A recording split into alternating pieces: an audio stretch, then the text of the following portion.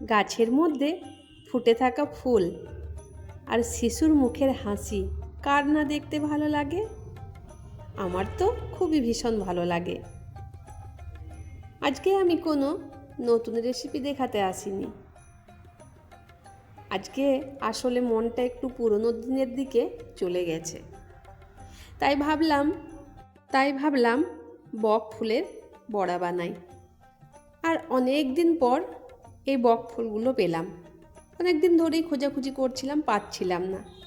হঠাৎ একজন এই ফুলগুলো দিয়ে গেল। এই বক ফুল দেখলে আমার গ্রাম, মাঠ, জলধারের কথা মনে পড়ে। আগে এগুলো আলাদা করে খুঁজতে হতো না, চোখে পড়লেই তুলে আনা যেত। এখন তো আর সেভাবে দেখা যায় না। বক ফুল এমন একটা জিনিস যেটা সবাই খেতে পারে না, অনেকে মুখেই তুলতে চায় না। কিন্তু যারা খায় তারা জানে এই তিতার মধ্যে একটা আলাদা টান আছে। সব খাবার কিন্তু একরকম মিষ্টি বা ঝাল হলে চলে না। কিছু খাবার থাকে যেগুলো আস্তে আস্তে ভালো লাগে। বক ফুল হচ্ছে ঠিক সেই রকমই। ছোটবেলায় দেখতাম বক ফুল আনলেই বাড়িতে আলোচনা শুরু হয়ে যেত, কে খাবে কে খাবে না। মা পরিষ্কার করতে করতে বলতো, যার ভালো লাগে সে খাবে। কিন্তু মজার ব্যাপার হলো, যারা বলতো খাবে না, শেষে তারাই দুটো করে নিয়ে যেত। এই বড়া ভাজা মানে ঘরে একটা আলাদা গন্ধ, একটা আলাদা অপেক্ষা। বড়াটা ভাজতে বেশিক্ষণ টাইম লাগে না। আর যে কোনো বড়া ভাজতে গেলে টাইমটা তো লাগে না, উপকরণগুলো হাতের সামনে থাকলেই সেগুলো খুব চটজলদি বানিয়ে ফেলা যায়। আমি কিন্তু বক ফুলগুলো ভালো করে ধুয়ে পরিষ্কার করে নিয়েছি। আর বক ফুলের ভেতরে একটা ফুলের রেণুর মতো থাকে, সেইগুলো বাদ দিয়ে দিয়েছি। ওইগুলো থাকলে তেতো ভাবটা বেশি থাকে বলে। অবশ্য এই কথাগুলো আমার এই ভিডিওতে বলার কোনো প্রয়োজন নেই, কারণ যারা বক ফুলের বড়া বানাও তারা অবশ্যই জানবে কীরকমভাবে বানাতে হয়। বক ফুলটা অনেক দিন আগেই খেয়েছি। বিয়ে হওয়ার পর তেমন খাওয়া হয়ে ওঠেনি। একবার আমার শ্বশুরমশাই কোথা থেকে নিয়ে এসেছিলেন বক ফুল, সেই তখন খেয়েছিলাম। আর হঠাৎ একদিন মনে হলো যে বক ফুলের বড়া খাবো। সেই মতো হাজব্যান্ডকে বলে দিলাম, তুমি যেখান থেকেই পারো নিয়ে এসো বক ফুল।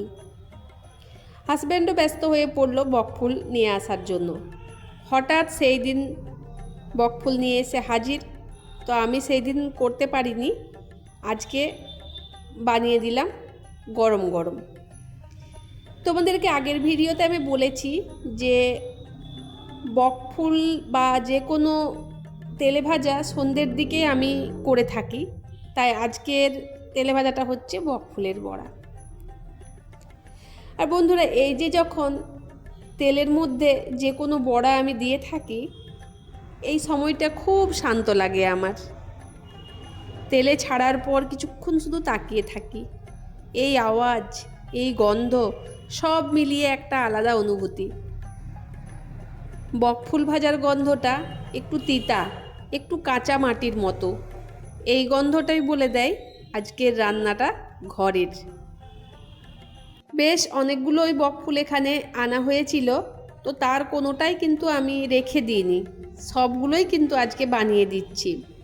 আর আমাদের বাড়িতে একটা দুটো খেয়ে কারোর পোষাই না, বলবে যে 3টে 4টে করে হলে ভালো হতো।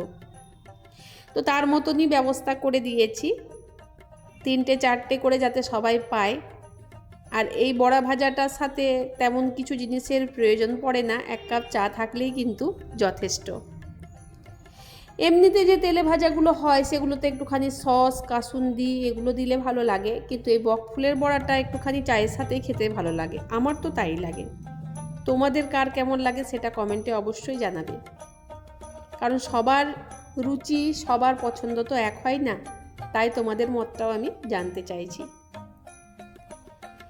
ভাজার পর এই রঙটা আস্তে আস্তেই বোঝা যায় এখন আর বেশি দরকার নেই।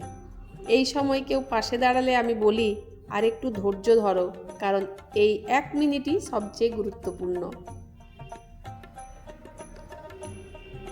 আমি জানি অনেকে বলবে বকফুল একদমই ভালো লাগে না, আবার অনেকে বলবে এইটাই তাদের প্রিয়।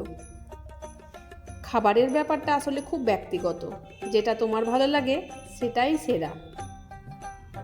রেডি হয়ে গেছে আমার বকফুলের বড়া, গরম গরম 4 পিস হয়ে গেছে।